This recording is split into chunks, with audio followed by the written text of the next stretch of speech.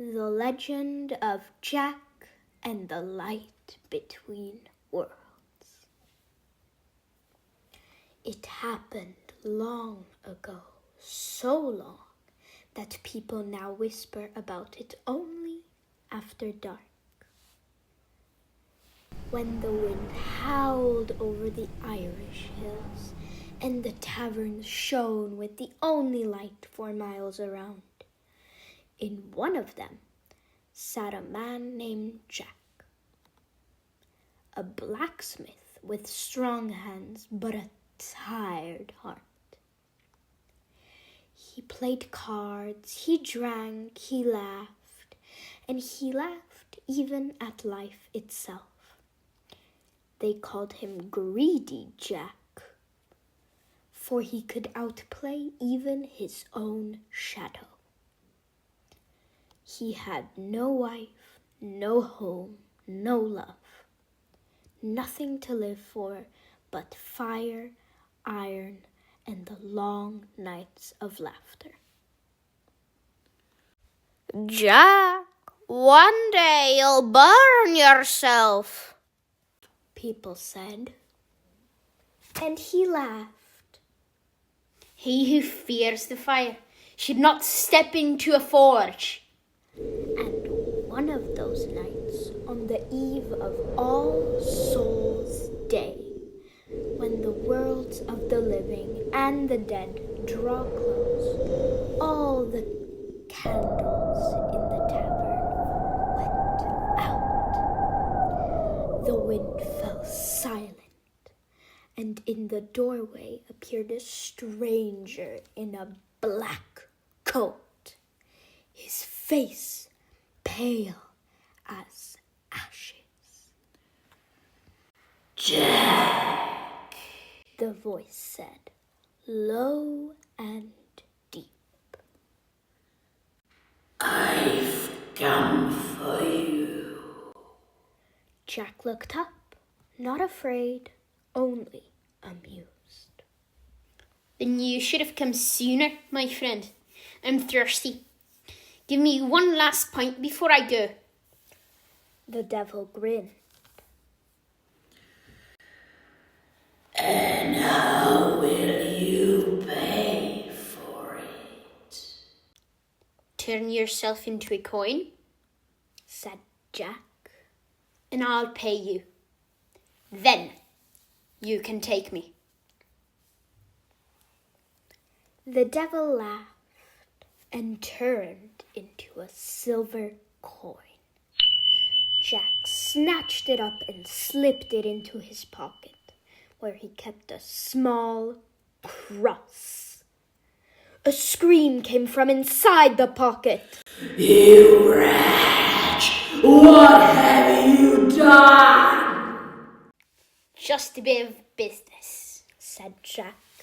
I'll let you out if you promise me 10 more years of life.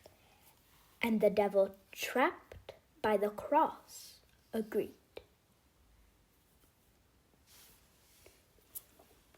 10 years passed like a smoke from a pipe. Jack drank, gambled, laughed. He never changed.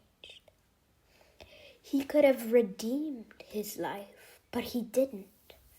And when the eve of All Souls came again, a cold wind swept through the forge, and the fire went out. Jack, a voice thundered. Your 10 years are over. Jack turned. One last favour, friend, he said. Pick me an apple from that tree. I'd like to taste the world once more.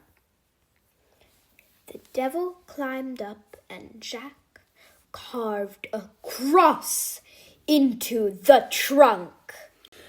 You've trapped me again, the devil hissed. I'll let you go, said Jack, smiling. But in return, you'll give me peace forever. The devil glared, but nodded.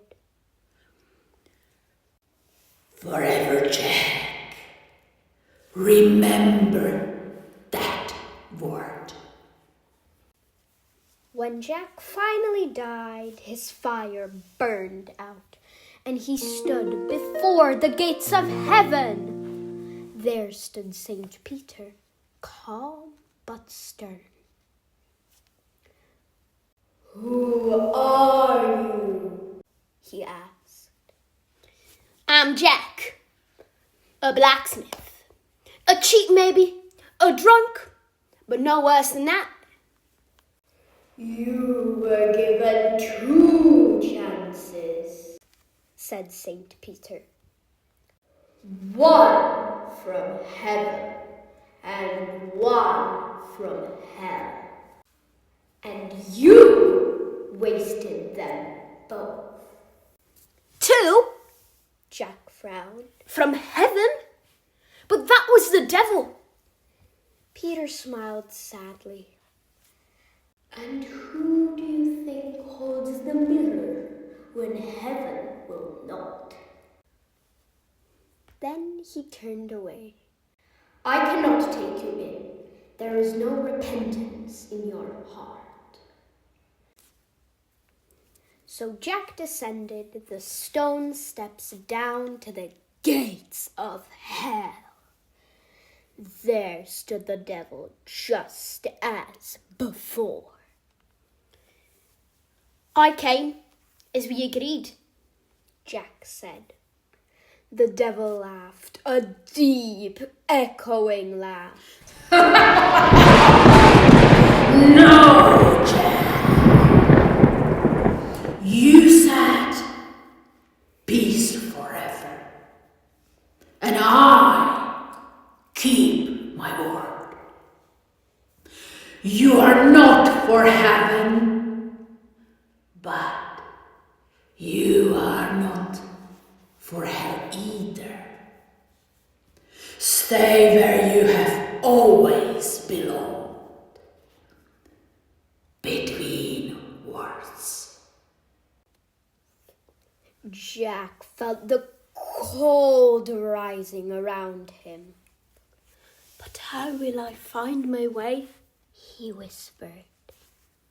The devil bent down, scooped a burning coal from the eternal fire, and tossed it to him. Here, let it light your path. It will never go out. Jack picked up an old pumpkin lying by the road, hollowed it, and placed the glowing ember inside. And from that night on, he wonders, Jack, the one with the light between worlds. They say that on the night of All Souls, when the wind carries ashes and shadows drift across the fields, you may see his light, small, trembling like the breath of a dying flame. And that's why people began to place candles inside pumpkins, so Jack would not see them and they would not see him, so their souls would never wander between heaven and hell. And that's why Halloween is not a night of evil, but a night to remember the light that is not afraid of the dark.